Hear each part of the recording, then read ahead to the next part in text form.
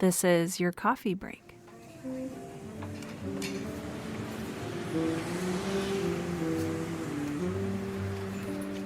Hi, I'm so excited to have you on my show. Not as excited as I am to be here. Good. Oh, that's wonderful. If you're okay, we can just jump right into things and I'll ask you to just maybe tell a little bit of your story, who you are, and why you got into writing. I'm Jay Greenfield. I'm 84 years old, but I don't feel it. That's awesome. I probably wanted to be a writer almost forever, but I really wanted to become a writer in high school when I had a teacher who encouraged me a great deal in a lot of ways. And the high school had a literary magazine, and I wrote stories for that literary magazine. And I don't know if you've read the novel, but the stories were short. They were high school. They had a lot to do with the geography and the fact that it was a summer town where the population tripled during the summer months. We had only two seasons, summer, which was July 4th to Yom Kippur, and winter, which was the rest of the year. So in high school, if you would have asked me, I said I would have liked to be a writer. And in college, I think starting with the second half of my freshman year, I took creative writing courses, and I liked it, and I had an extremely good teacher who was very encouraging and went on to get some notoriety as a poet. And he encouraged me, but he also was very realistic that this was not a good way to make a living. And the hotshot writers who went on to Iowa or other serious writing programs, they ended up working for Popular Mechanics doing want ads, having a hard time. One or two of them ultimately didn't make it big as writers, but made as big as editors. I was also strongly influenced by my cousin, Howard Sackler, who was totally dedicated to writing and wasn't at all interested in the obstacles. He ultimately won the Pulitzer Prize and did quite well, but for many years he struggled. And he struggled to the point that, as I've written before, that his big meal of the month was spaghetti with ketchup, which I might add is very good, but I wouldn't recommend it. Howard, he won the Pulitzer Prize for The Great White Hope, started to do very well financially, very well artistically, and he unfortunately died at the age of 53. And he was both an inspiration and a warning because his life was so hard and his dedication so total. But in any event, I didn't go to Iowa. I thought of it. That was the place to go even then. I instead went to graduate school in sociology, which made no sense. And I liked it so much I volunteered to go in the Army and served in Korea for 2 years. And then I did what I thought would be the inevitable, and just to make a living, and went to law school, which I enjoyed from the first day. And I didn't want to go. I had to do something. And I didn't want to try writing. And I was very lucky that I enjoyed law so much. I got married just before law school, and my clerical assistant, who's also my wife. And, well, if you read the acknowledgments, you'll see how I really feel. But I'm his muse. She's really, and this is true, this is not a, she is my muse. I love it. And she's a very, very critical, careful, and sensitive reader. So, I did quite well at the practice of law, liked it a lot, but it's a rough life. The only thing worse than being too busy is not being too busy. So it gets to you. And then I don't know, remember, maybe Judy remembers, at some point I started to go to summer writing programs. We went to Iowa, had a summer writing program. Sounds prestigious, but anyone can go. I like that a lot. We went to Bennington several times. During the year, I took some courses in writing at Sarah Lawrence. And I realized two things: that I never stopped liking it, and the second is it's very hard work. Putting words on paper is easy, but making them read well and editing is tough. And I joined writers groups and what have you. And I can remember the day, on May 20th, 1991, when I had my first grandchild, my granddaughter, was 1 day old, and we were trying very hard to engage in beauty contests to get clients, and sometimes it went well, and sometimes it didn't go well. And I said, "It's enough. I mean, I'm going to be 60 years old soon, and if I'm going to try it, I'll try it." I didn't just jump into it. I took a half a year off to see if I liked it, et cetera, et cetera. And then I retired early in 1964 from my law firm, which has been totally supportive of what I'm doing, including adjusting the pension. Uh, I started writing very heavily, taking writing courses, and have a very good editor I've been with him for a while. I don't know what else to say. It's a very good. I'm very fortunate, and I'm doing something I really like. I'm having a moderate amount of success, but I look forward to getting up and writing. You talk about getting up and writing. Do you get up and write every day now? Uh, I try to observe the Sabbath, Saturday, Mm-hmm. when I usually fail. But I probably either write or edit or 6 days a week, except I take time to promote Max's Diamonds. I've spoken at a lot of places, I've read it at a lot of places, and it's a big effort. I It mean, if is. you figure the return for the amount of time I put into it, I'm probably making about 25 cents an hour. But I like it. I just led a discussion last night out in Rye, and it was very pleasant. No, yesterday afternoon. I'm in the midst of another novel, which I've thought about on and off for a long time, and I've written parts of it and then shelved them for maybe decades. But I think the second novel, has great. It's called Almost Friends. I think it has great both artistic and commercial potential. It fundamentally deals with the relations between Jews and blacks during the civil rights movement. Mm. And we just didn't sit around and sing "We Shall Overcome." In fact, I was going to call one chapter "I Never Sang We Shall Overcome." And I like to work on that now, but I do want to promote Max's Diamonds, and I like Max's Diamonds, and people have liked it. So I'm having a very fulfilling life. My cardiologist just told me that I had the cardiogram of a 16-year-old, so I expect to be going for a while. That's awesome.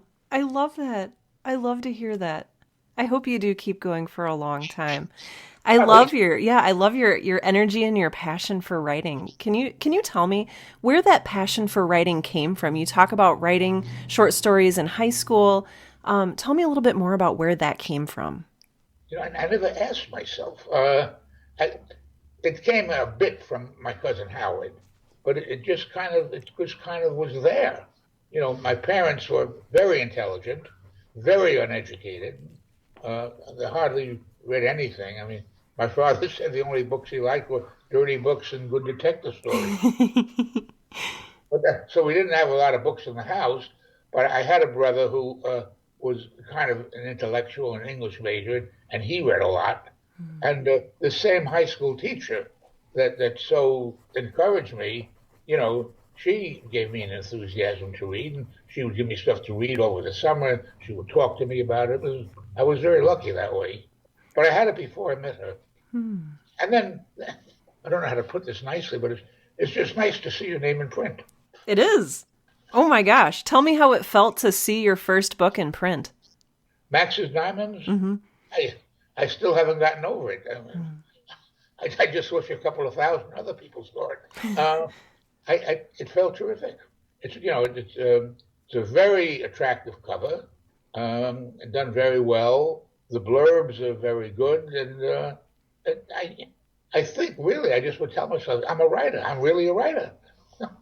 I love that. So you retired in 1964 and you started writing right away then? Well, I had written a couple of the summer programs. Retired in 1964? Yeah, I retired in '64. No. Yes. Oh, what am I saying? I retired in 1994. Oh, 1994. Okay. 1964. 1964 was an important year. That's the year of Freedom Summer, the height of the civil rights movement, which is Yes. the centerpiece of the novel I'm writing now. I retired in 1994. I did a lot of other things. but I don't know when it was.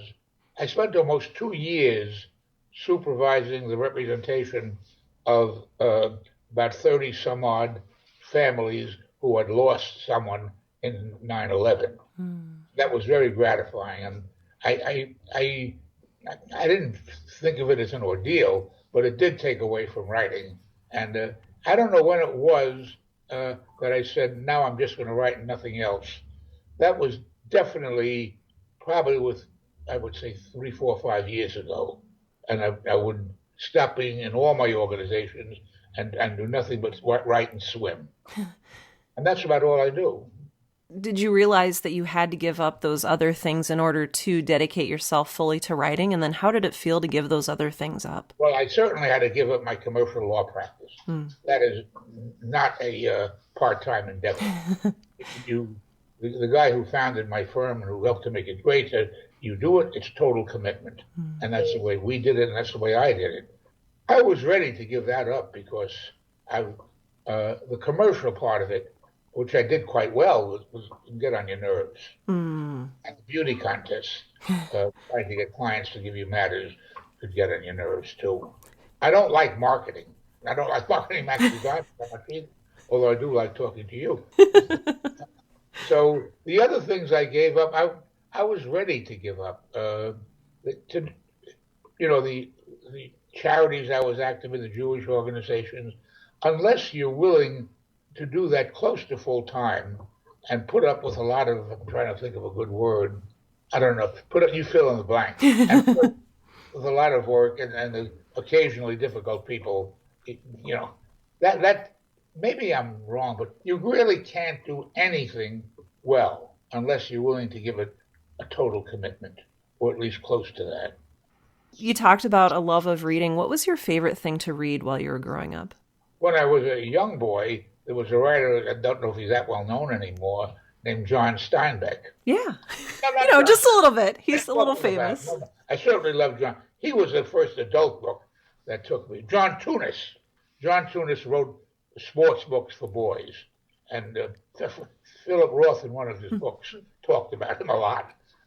And he was a very good writer and a very clear writer. Then in high school, this teacher, her name is Mrs. Wexler, she told me to read The Grapes of Wrath. And that I think, was close to an epiphany. I said, I couldn't put it down, and Steinbeck could really write. And that was, a story with a lot of social implications in it. And it was just terrific. What Steinbeck could do, what a lot of writers can do, which I find very hard, is tell a story simply and without an abundance of adjectives or adverbs, and just lay it out. Of Mice and Men is a very good example of that. It is. It's beautifully concise. It's simply told, and yet it's so deep and poignant.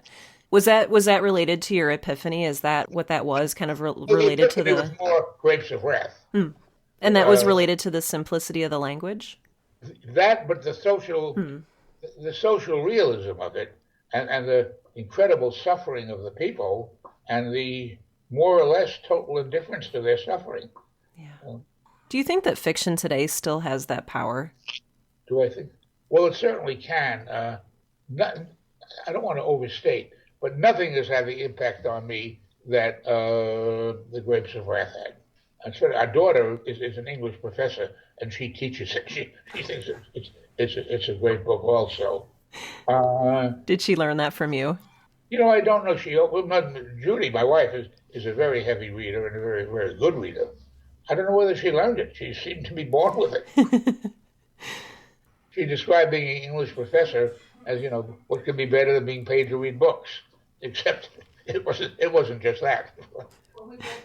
Well, yeah, my wife in particular is a children's librarian, and she read to them a great deal, with a great deal of love of the book. So they all caught that. All my children like to read. I mean, some read more than. What's that, Judy? And you made up stories. And I used to make up stories, but I don't have the imagination anymore. Yes, you do. No, well, my imagination is tired. So when you write now, do you not draw on your imagination? What do you draw on? Well, I do draw on my imagination, but the stories I told the children were essentially nonsense. But Mm. they would laugh at whatever I said.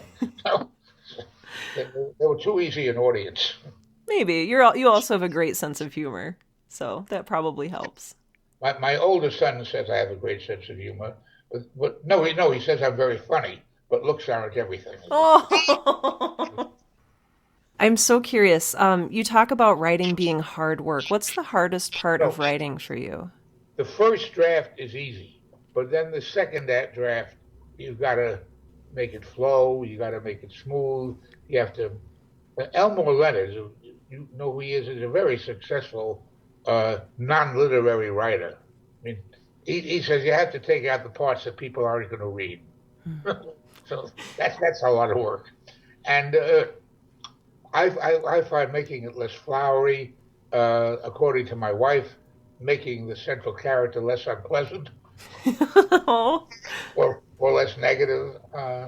No, there's no part of it I don't enjoy, but the easiest part is just getting out the original draft. But frequently, particularly with what I'm writing now, um, I've thought out the scene beforehand, and to some degree, with almost friends, I've actually written it, and I'm just modifying some things to fit in with the overall plot.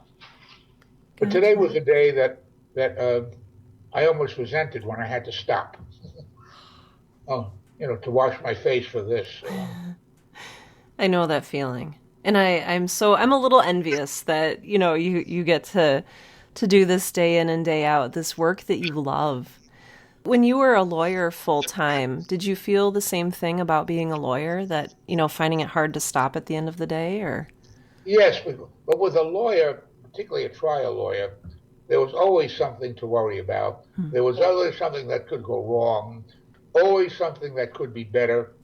And you always, not always, but you usually had an adversary, and you had to worry about what he was doing and what I say he because they almost all were men, what he was doing and what he was thinking. You might not be doing that well in the case at that time. So it was much different. I mean, if I had life to do all over again, well, I don't know what I would do, but I'd be very tempted to have the same kind of legal career. Yeah. Did you take away anything valuable from your legal career that has helped you in writing?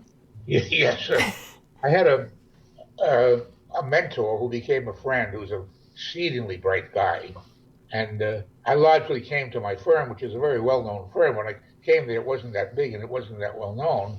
But at the interview, he asked me what I was reading, and we talked. I liked that very much, and we talked very much. And then when I wrote my first brief for him, which was about 2 months after the interview, he said, "When you had your interview, you never told me that German was your native language." Oh, wow. I took away a lot from that, and there was a reason for that because in graduate school, I worked with a very eminent sociologist, a very brilliant man who absolutely couldn't write. And he had spent years, he was an American, but he had spent years studying in Germany. And uh, his writing was almost impossible to read. Can I tell a story away from the Yes. novel? But before I went to law school, I got a commission from a magazine. What was the name, Judy? I don't remember the name. It was a semi-intellectual magazine for businessmen, and I was going to try to popularize this guy's very complicated sociology theories. And I wrote a draft, and the magazine loved it. And his name was Dr. Parsons, and he didn't like it. You missed this, you missed that, you missed the other thing.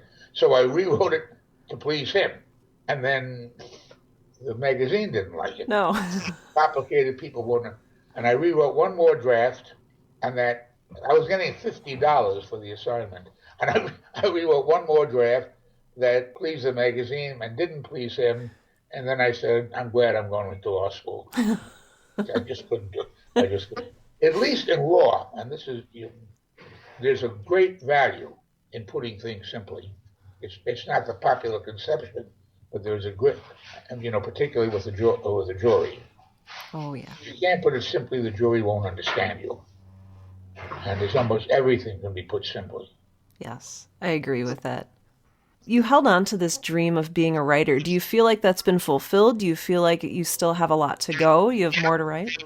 Well, my age is a problem. Uh, I'm I'm not as sharp as I used to be, but then again, I never was. I mean, I don't know if I have a novel in me after I finish Almost Friends. I have some ideas, but one of them would be supremely challenging. But I don't know. I want to keep writing, but I recognize, and I'm being serious now, that my memory is slipping a little bit, and I have to keep going back to check on characters' names, to check on what they said before, to check on how they look. I'm going to keep going. I'm certainly going to finish Almost Friends, and I'm certainly going to make a major effort to have it published and promoted. And with maybe luck, I'm knocking wood. You can't see it. And with a little luck, maybe I'll start the third novel. I hope you do. I have the title, I have the plot, Do but you really for your third one? it'll be very hard. Yes. That's Should I tell amazing. it to you? Well, I mean, if you're okay with that. You're not going to rob it. No, I, I I, promise. it flowed from the work I did representing the 9/11 families. And usually, but not always, the client would be a widow.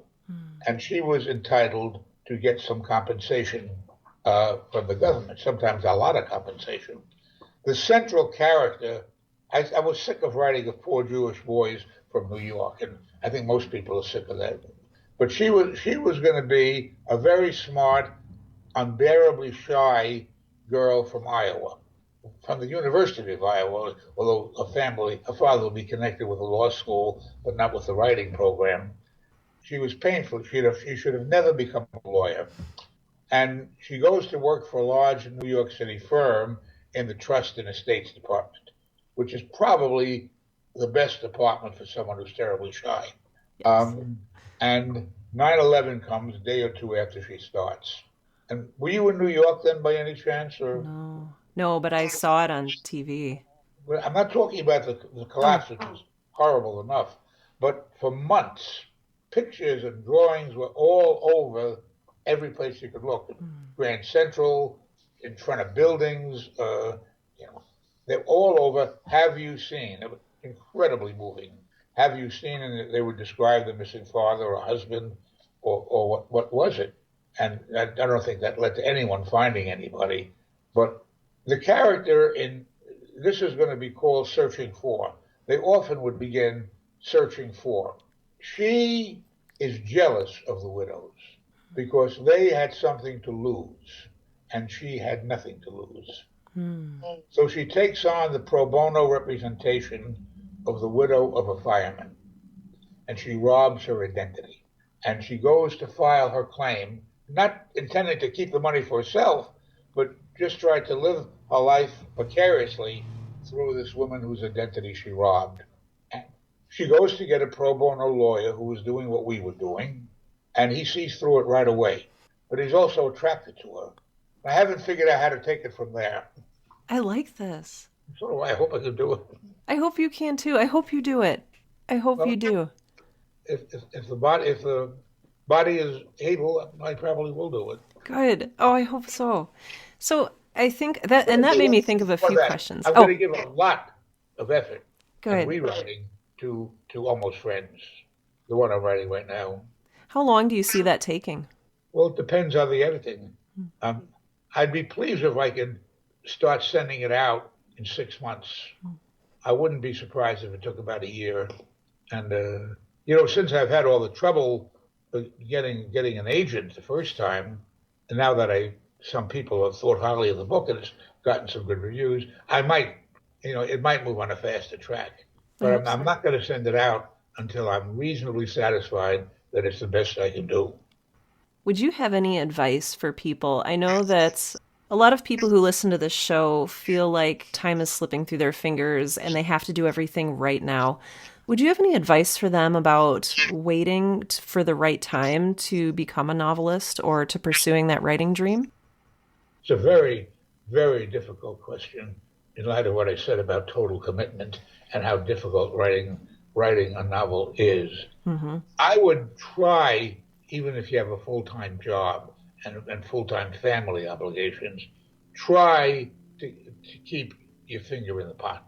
Try to never let it go completely. Which I more or less started after I practiced law for about 20 years. Try to keep doing a little bit of it. Go to a writing institute.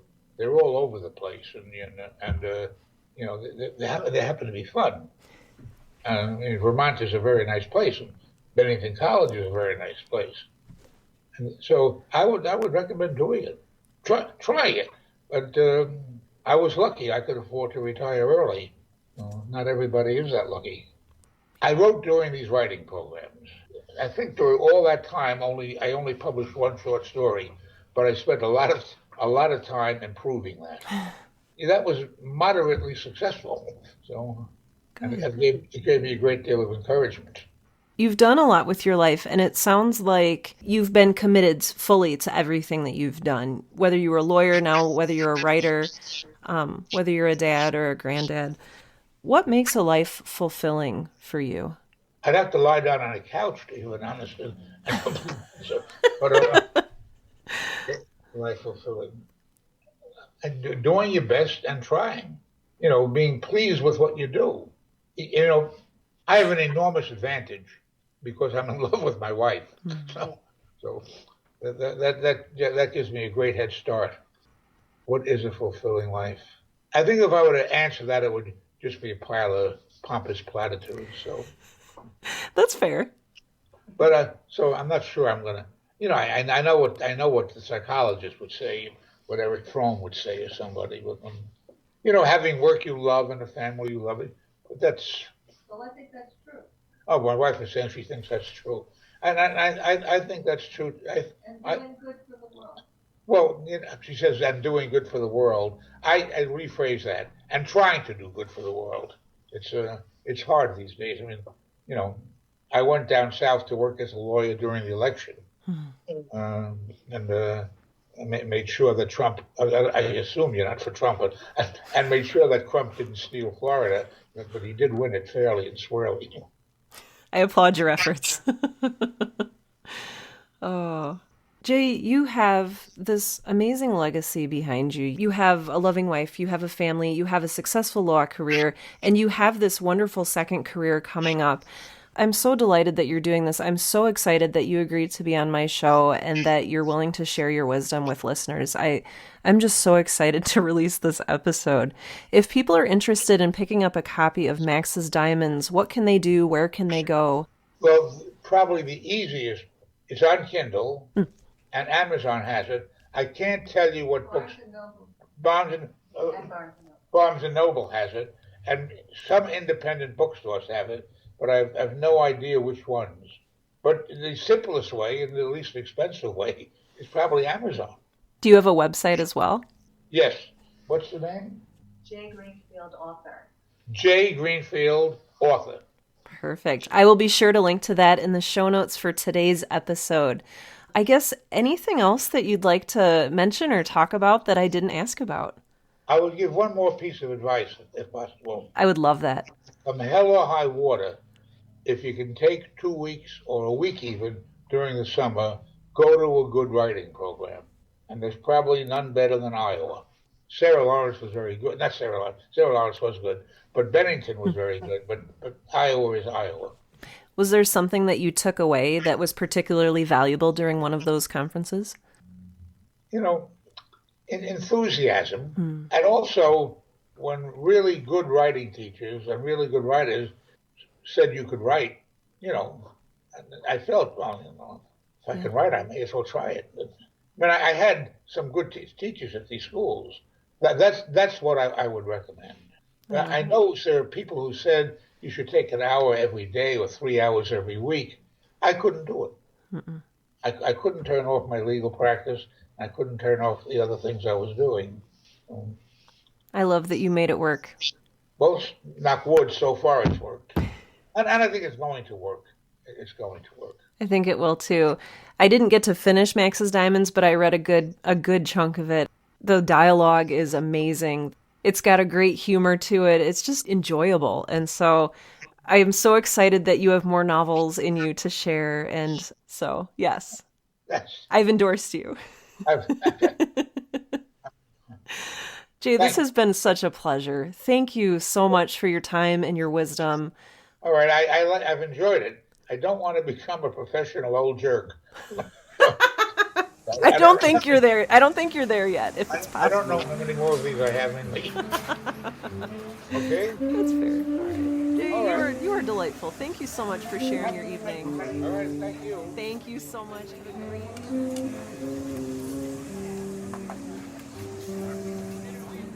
great